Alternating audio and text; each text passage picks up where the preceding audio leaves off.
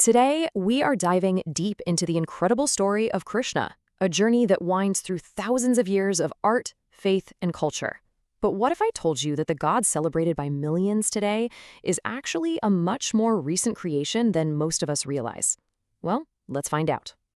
When you think of Krishna, your mind might first jump to the epic hero of the Mahabharata. You know, the master strategist, the philosopher king, the one whose divine counsel to Arjuna on the battlefield becomes the sacred Bhagavad Gita. Or maybe you picture someone else entirely, the divine child, Bala Krishna, that mischievous little toddler always stealing butter, but also the brave protector of his village.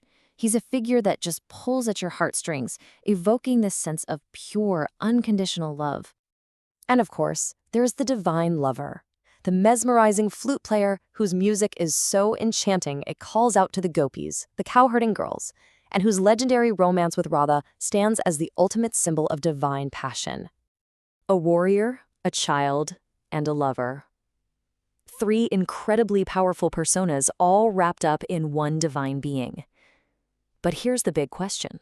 Was it always this way?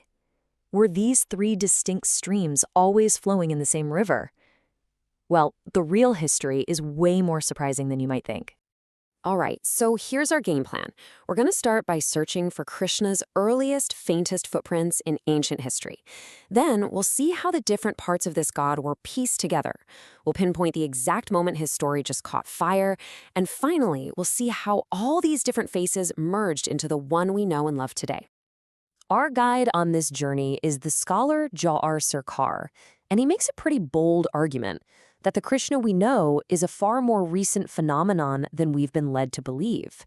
It's a fascinating concept that historians like to call an invented tradition. Now, Sarkar's argument here is pretty radical. Let's be clear, he's not saying Krishna himself is a new invention. What he is saying is that Krishna's mass popularity, the vibrant, colorful worship we see in art, in music, in dance, that whole phenomenon is only about 600 years old. Before that, his story was completely different. So why do we think he's been popular forever? Well, it's because of a mental shortcut Sarkar calls retrospective elongation. It's kind of like when you see a giant, ancient-looking tree and you just assume it's been that huge for all of time. We do the same thing here. We look at the incredibly vibrant worship of Krishna today, and we project that reality way, way back in time, assuming it's always been this popular. But the historical breadcrumbs, they tell a very different story. Just look at this timeline. It shows Krishna's rise wasn't some sudden explosion. It was an incredibly slow burn. His very first mention, way back around 700 BCE, is as a wise man, not a god. Then for the next 1,000 years, he's barely even a whisper in the texts. Around 500 BCE, a famous grammar text mentions heroes like Arjuna, but Krishna? Nowhere to be found. It literally takes until the Mahabharata is finalized, nearly a millennium after he first appeared, for the warrior god we recognize to finally step into the spotlight. Okay, so if Krishna wasn't always this single, all-encompassing god, how was he built? Well, the answer is in this amazing process of cultural and religious blending that took centuries to unfold. You see, the story of Krishna was built by weaving together a bunch of different heroic traditions. The name Krishna itself means dark, and it might have acted as a kind of catch-all, a magnet that pulled in the legends of various local heroes. Over time, other deities like Vasudeva were folded into this growing narrative, creating one single, much more powerful figure. This wasn't a one-time event. It was the assimilation of many, many sagas. And this shift wasn't just religious. It was profoundly societal. Indra, he was the big-shot god of the older, nomadic Vedic people. Krishna, on the other hand, became the hero for a new, more settled agricultural society. That famous story of Krishna lifting a whole mountain to shield his village from Indra's stormy wrath. It's so much more than a myth.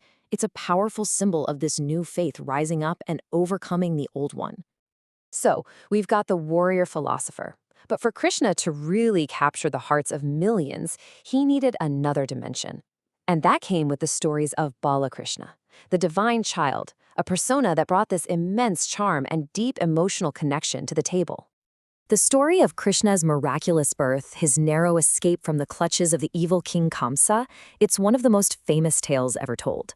But what's really fascinating is that even the most ancient sacred texts don't tell it the same way. It just goes to show you that these stories were living, breathing, evolving narratives.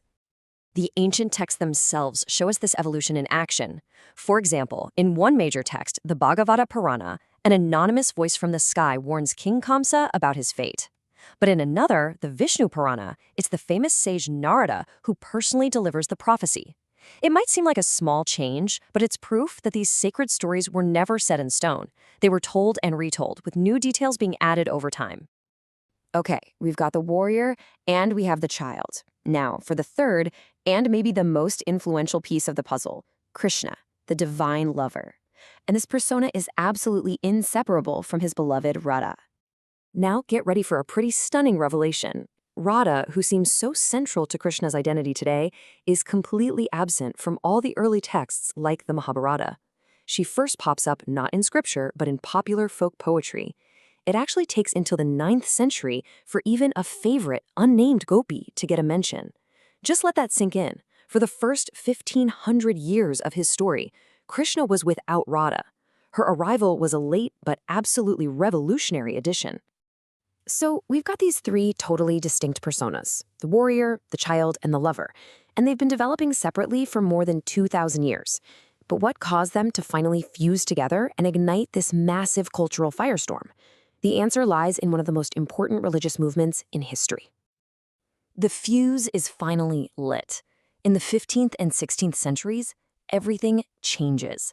All of these separate streams of the Krishna story suddenly converge, and his worship just explodes, going from an elite, text-based tradition to a genuine mass movement that sweeps across all of India.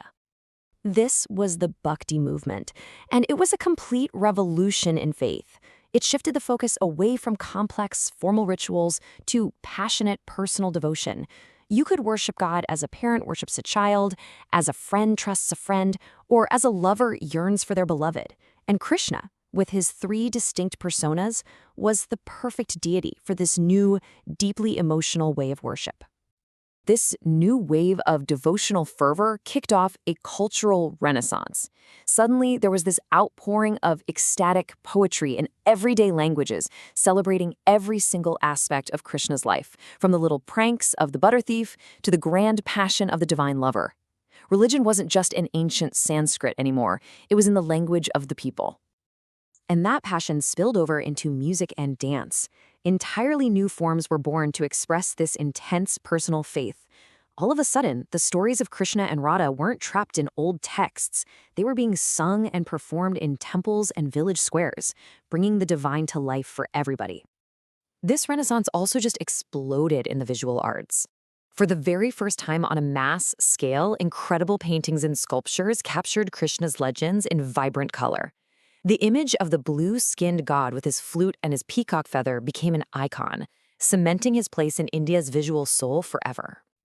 So let's bring our journey to a close. We've traveled across more than 2 millennia, from a single, brief mention of a wise man, all the way to a subcontinent-wide cultural phenomenon. So what do we see when all the pieces finally click into place? The Krishna who is worshipped around the world today is not a single unchanging figure. He's a brilliant synthesis. He is the warrior philosopher from the ancient epics, the divine child from the Puranas, and the divine lover from folk traditions, all of them fused into one incredibly compelling, multifaceted god. So, if there's one thing to take away from all this, it's this. Myths are not fossils. They aren't these unchanging relics from a long-dead past. They are dynamic, living stories that grow, that adapt, and that are reinterpreted by every generation that cherishes them. And Krishna's story? It's probably one of the greatest examples of this creative evolutionary process in all of human history. And we'll leave you with this final thought. This incredible 2,000-year journey isn't really just about one deity. It forces us to ask a much deeper question. If the stories we hold most sacred can evolve so profoundly over time, what does that reveal about how we construct our own histories, our own beliefs, and our own truths?